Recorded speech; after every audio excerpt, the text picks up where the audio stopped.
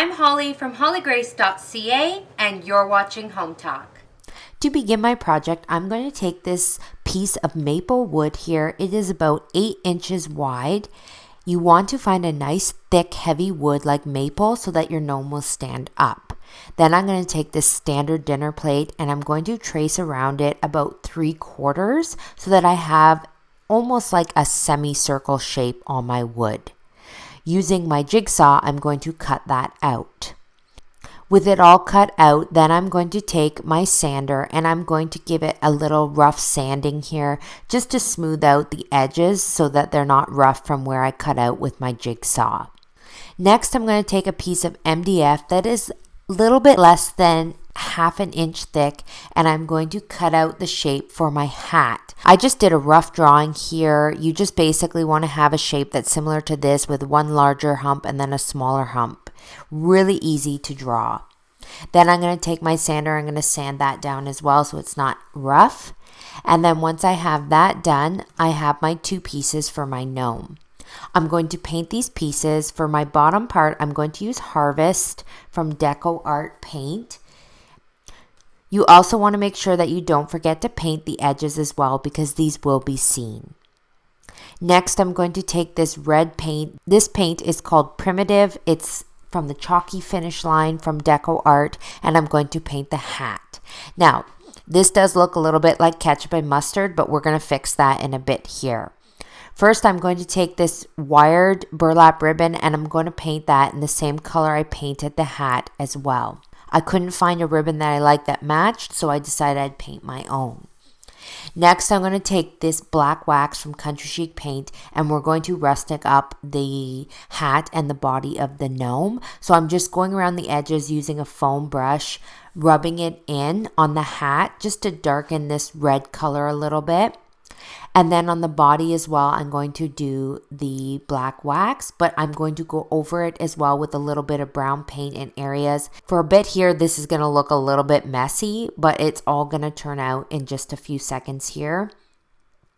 Basically, what I'm doing is I'm creating my under layer that's a little bit more rustic looking. Then I'm going to take this color Bee's Knees from Country Chic Paint and I'm going to dry brush over top of this, making sure that I just do a quick light coat. Then I'm going to take my sponge again and I'm going to rub the paint off so that what I've done underneath, those rustic layers, are going to show through.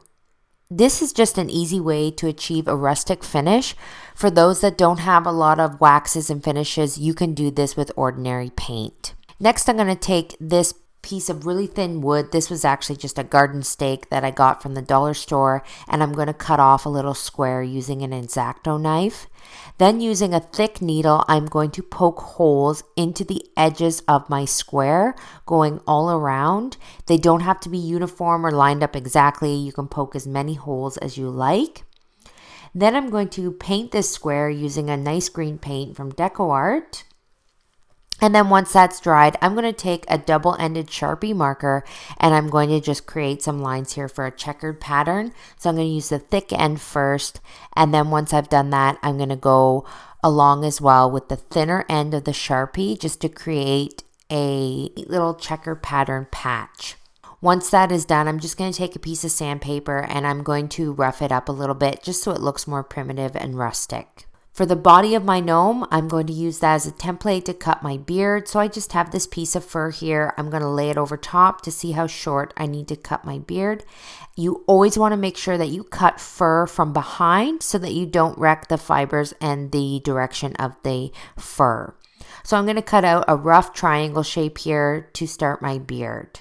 Before I attach my beard, I want to attach the hat to the body, so I'm just drilling some pilot holes here before I place in my screws so that I don't crack the wood. And then I'm just placing in my screws here to attach the body to the hat. Once I have the hat and the body attached, I'm going to line up all my pieces and make sure they fit nicely before gluing them down. And then as well, I need a nose, so I just have this wooden bead here. To make it easier to glue on, I just sand down one edge of the bead so that it's flat, and then you can see it sits nicely on the wood. Once I have that all lined up, I can attach it with a bit of hot glue. So I'm going to lay my beard down first, just covering the seam where the hat and the body meet. And then I'm going to glue down my nose as well, and then follow it up with my ribbon for my hat. You will notice there are some gaps, but that is okay. We are going to be filling those in just a minute here.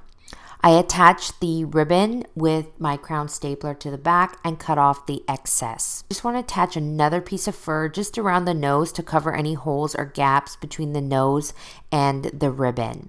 So I just take another little piece. It acts almost like a mustache and gives the beard a little bit more full look.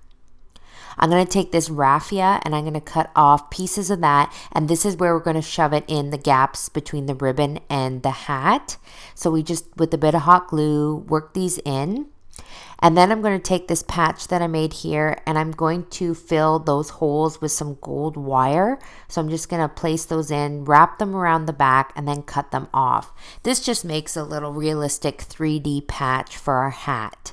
So I'm going to glue that in place. And then as well, I also have this little wooden crow that I'm going to stick here in the hat. You can embellish your hat with whatever fall touches you like. And here is our completed gnome. I love this little fall gnome. I'm so happy with how it turned out. And the best thing about this project is you can get really creative and add your own touches to match with your decor. I hope you liked this one. Thanks so much for tuning into Home Talk, and we'll see you on another video.